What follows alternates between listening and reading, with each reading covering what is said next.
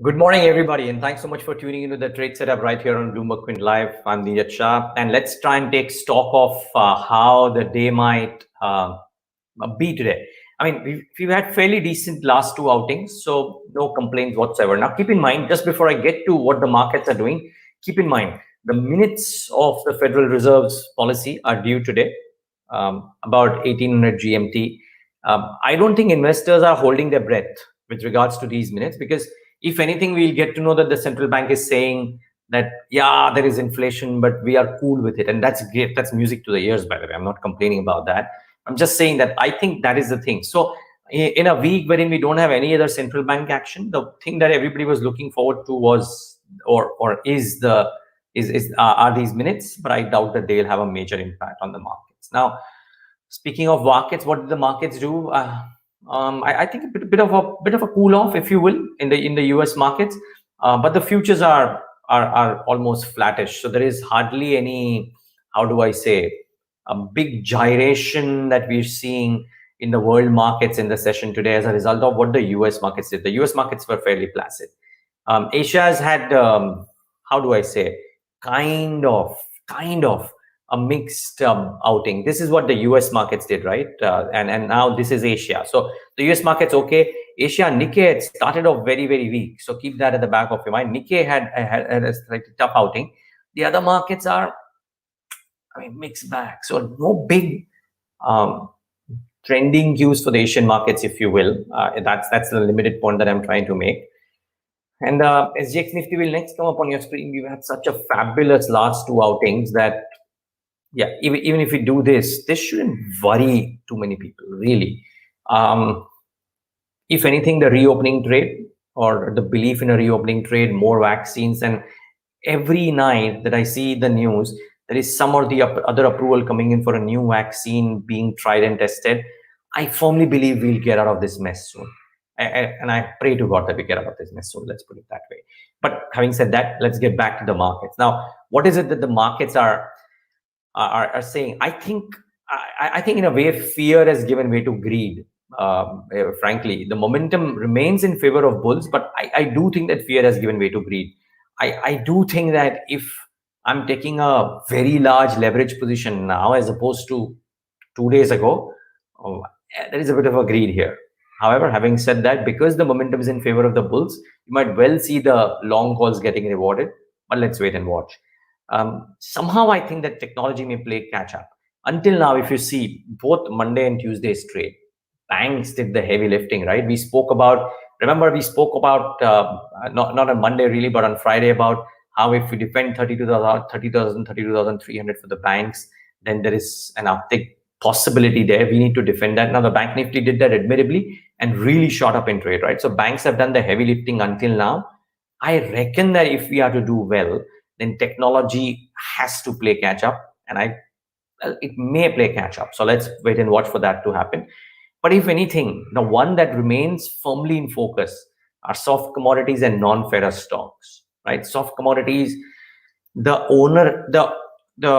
support from the government for sugar, for the agri commodities is really very strong, and therefore the soft commodity stocks may do well. But I think I was reading a Citigroup note on metals, and they are talking about how the demand supply situation remains so much in favor of aluminum, for example, that things may look very, very rosy on the base commodity price front, and therefore on the earnings front for some of the metal companies in the aluminum space, right? So you know which these companies are. I don't tell you.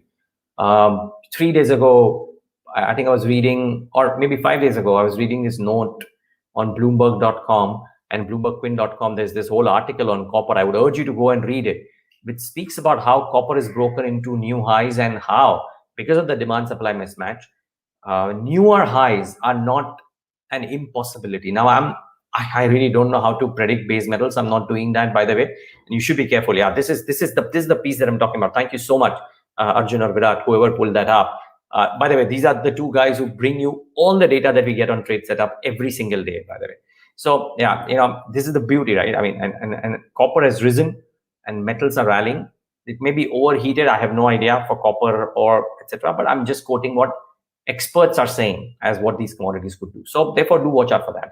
And very quickly, what happened in trade yesterday on the advanced decline and what is that moved around, the MOV function on the Bloomberg terminal, we'll get that up next, just to show you what moved around and what did not. So in yesterday's session, as you can see, the advance decline yet again firmly in favor of the advances, 345 advances to 148 decliners.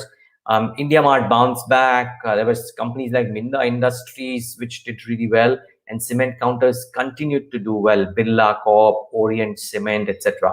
But look at that list, by the way. Hindustan Zinc up about 9%.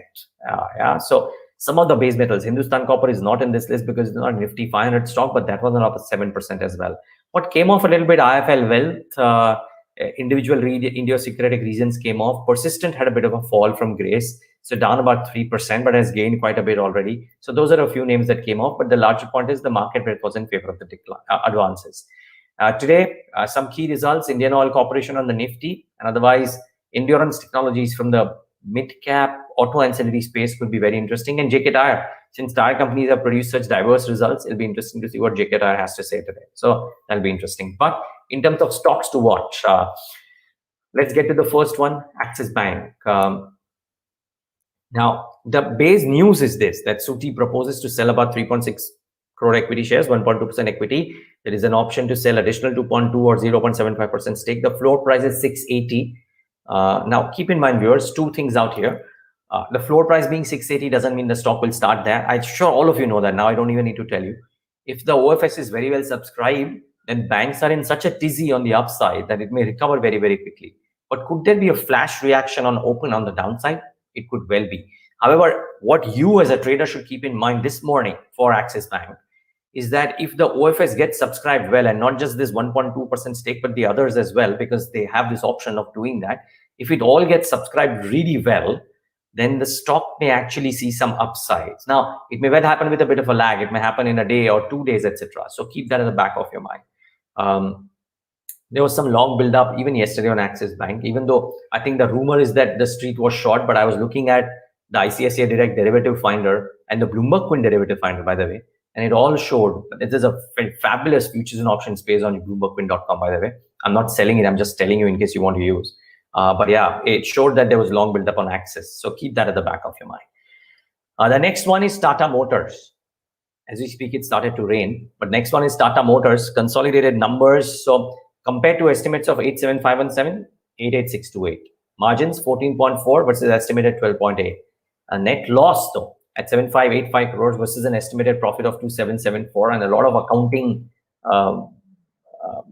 to and fro happens in Tata Motors. So ignore the bottom line numbers, look at margins, look at revenue numbers, and look at what the management is saying. I think what worries me is two things for Tata Motors today. It may still do well, by the way, but there was the board meet was also scheduled, and people were positioned for some fundraising announcement, which has been deferred, by the way. That is part one. And part two is this. Look at the commentary for the near term. They're saying that supply situation likely to be adversely impacted over the next few months. Disruptions from COVID-19 lockdowns in India and semiconductor shortages worldwide will impact sales. And they're saying that the semiconductor shortage will impact Q1 production plans for JLR. And it's not easy to get over the hump of the semiconductor shortage. The last point, right? Mitigating impact of the semiconductor shortage is tough. Now, keep in mind, viewers, the difference is that Tata Motors is not an Indian company alone, right? Indian companies have said, oh, we've shut down production, but it won't impact sales because anyways demand was impacted. Tata Motors was seeing some demand from JLR, but it is sounding the bugle of caution for Q1 for the JLR portfolio because of semiconductor shortages and of course the India performance. So that is a bit iffy. The stock has had a bit of a run up. Remember yesterday, autos had a bit of a short squeeze. So all auto stocks went up in trade. Be interesting to see what Tata Motors does today. Multiple brokers have said various things. You can log on to our Twitter handle and by the way, read about this, or we'll actually put out a story as well around what the brokerage is saying around Tata Motors. So you may want to read that, but would be interesting to see. I'll be really surprised if there's a really sharp up move in Tata Motors today. Let's wait and watch. Indiacorp though, the reason I was saying Endurance Technologies is also important because auto ancillaries are kind of in the thick of things. Look at these numbers from Indiacorp, right? Revenues up 48%, EBITDA up 128%, margins up 400 basis points due to a better product mix and cost efficiency. So fairly good numbers from Indiacorp. We've seen that if an auto ancillary company or a cement company surprises with the results, the market tends to reward it. I'm not saying the market will reward Indiacorp. If it does, you know why the reason is. So do watch out for Indiacorp in the session today. You should also watch out for Astral Poly. Okay, first the numbers, right? The parameters, the revenue, 79% up, 16% above consensus. Profit after tax up 167%, 40% above consensus. Big move there on the bottom line.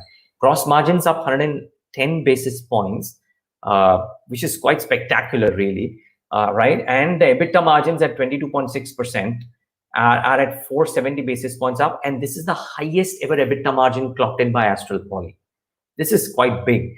Now, the thing is, the strong companies are coming out trumps. We know what happened to Asian Paints after a spectacular quarter.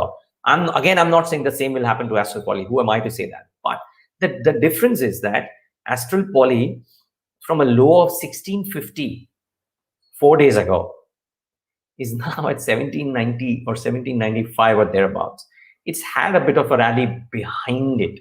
Of course, the market has rallied, but Astral Poly too has rallied, and therefore you have to be mindful of that point today. But make no doubt about it, very strong performance by arguably the market leader. When everybody was talking about pipe companies having slightly softer Q4 because of agri issues, this one has come off a bit.